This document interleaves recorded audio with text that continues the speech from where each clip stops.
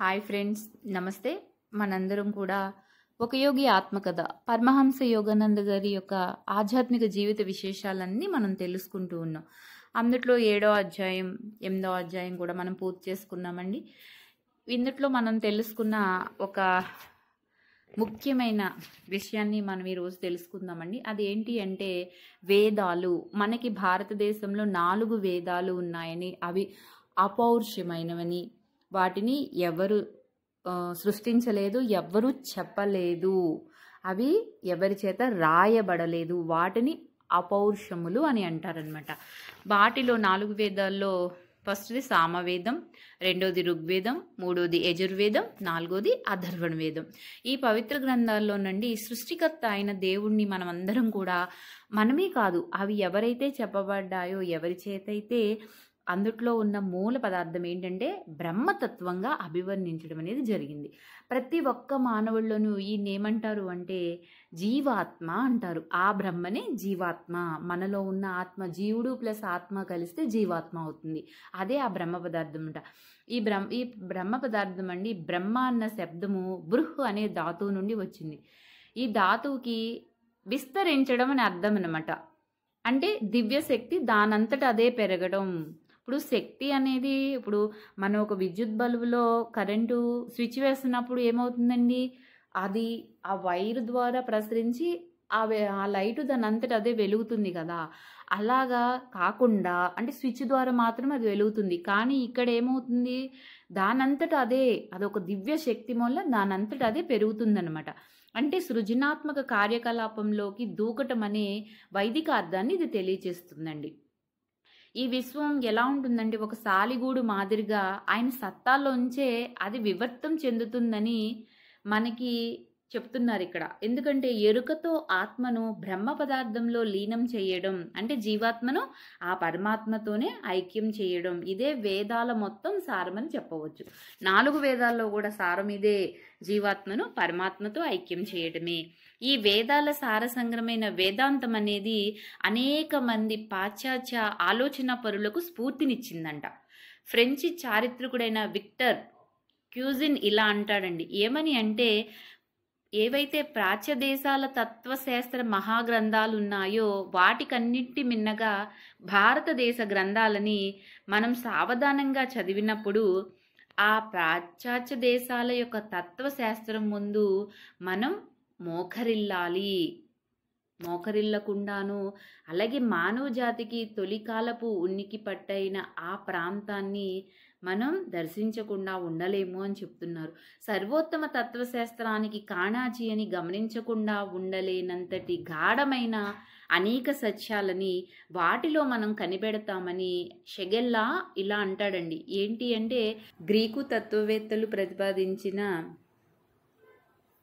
ఆదర్శవాదం, వివేక ఆదర్శవాదం, అలాగే యూరోపియన్ల సర్వోన్నత తత్వశాస్త్రం కూడా ఈ యొక్క ప్రాచ్య ఆదర్శవాదానికి ఉన్న జీవిత సమృద్ధి యందు, జీవశక్తి ముందు, మధ్యందిన మార్తాండు ముందు అది ఎలా ఉంటుందంటే మినుకుమంటూ ఉండే ప్రాంతీయస్ విస్ఫోటనంగా కనిపిస్తుందండి. ప్రాంతీయస్ అంటే గ్రీకు పురాణ కథల్లో ఆయన గురించి చెప్తారండి. అతడు మానవ జాతికి సహాయం చేయటం కోసమంట సూర్యుడి దగ్గర నుంచి నిప్పు దొంగిలించుకు వచ్చాడని చెప్తా ఉంటారంటండి. భారతదేశపు అపార సాహిత్యంలో గ్రంథకర్తృత్వం ఆరోపించి ఉండని గ్రంథాలే వేదాలు. ఈ వేదాలు విద్ అనే ధాతువు నుండి వెలువడ్డాయండి. ఆ పేరు అంటే విద్ అంటే తెలుసుకోవడం అని అర్థం. వేద మంత్రాలు అపౌరుషేయాలని, అవి అతి ప్రాచీన కాలం నుంచి పారంపర్యంగా వస్తున్నాయని, ఉత్తరోత్తర కొత్త భాషను ధరించాయని మనకి ఋగ్వేదంలో చెప్తుందండి. ద్రష్టలైన ఋషులకు యుగ యుగాంతరాల్లో దైవ ప్రేరణ వల్ల వెల్లడైన ఈ వేదాంతాలకు నిత్యత్వం అంటే కాలాబాధితమైన ప్రామాణికత ఉందని చెప్తున్నారు. అంటే అవి నిత్యము అంటే ఎల్లప్పుడూ ఉండేవి, అవి శాశ్వతమైనవి. ఇప్పుడు ఎన్ని యుగాలు మారినా మనకి అవి మారలేదు కదా, అప్పటి నుంచి అవి అలాగే ఉన్నాయి కదండి. నస్వరం అనేది వాటికి లేదు కదా, అవి అనస్వరం, అవి అచించం, అమేయం, అపౌరుషం, అలాగా మనం చెప్పుకోవచ్చంట. వేదాలు నాద రూపంలో వెలువడి ఋషులకు నేరుగా వినిపించిన శృతులండి. అవి ప్రధానంగా మంత్ర పాట రూపంలో ఉన్న సాహిత్యం. అందుచేత వేదాల్లో ఉన్న లక్ష మంత్రాలు 2 పాదాలు ఉంటాయండి. అనేక వేల సంవత్సరాల పాటు బ్రాహ్మణ పురోహితుల మౌఖిక పాఠనాల వల్ల పరంపరాగతంగా వచ్చినవే కానీ ఎవరో రాసి పెట్టినవి కాదు. కాగితము, రాయి ఈ 2 కాలగతిలో నశించిన అవకాశం ఉన్నవి నశించటానికి. కానీ ఒకరి దగ్గర నుంచి మరొకరి దగ్గరికి అందించటానికి భౌతిక పదార్థం కంటే మనసే బాగా తగిన సాధనమని ఋషులు ఆనాడే తెలుసుకున్నారండి.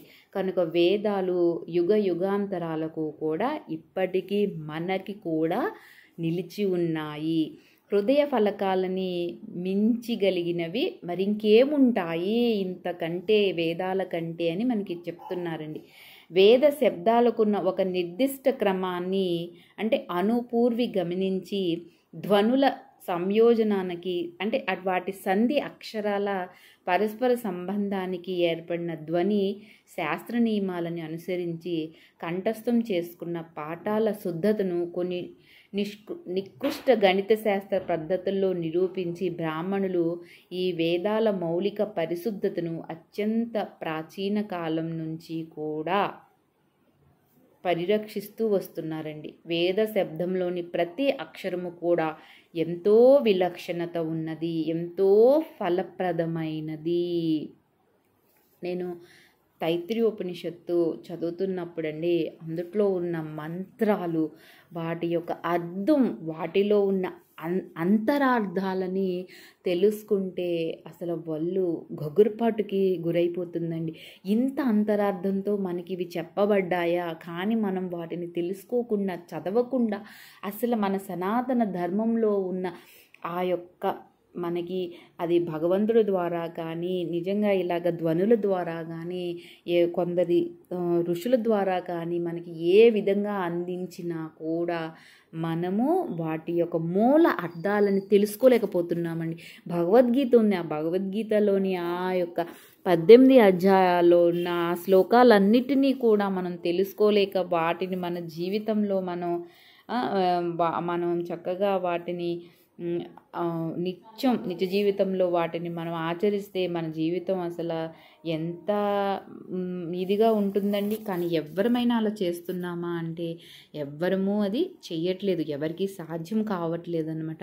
అందువల్ల మనకి ఉచితంగా లభించిన ఈ వేదాలను మనందరం కూడా తల వంచి నమస్కరించి సగౌరవంగా మనం గౌరవిస్తూ రాబోయే మన తరాలకి మనం మనస్ఫూర్తిగా వాటిని అందించే బాధ్యతను మన భుజాల మీద వేసుకుందామండి. Thank you friends, thank you so much. మళ్ళీ రేపటి క్లాస్లో కొత్త చాప్టర్తో మనం కలుసుకుందామండి. Thank you.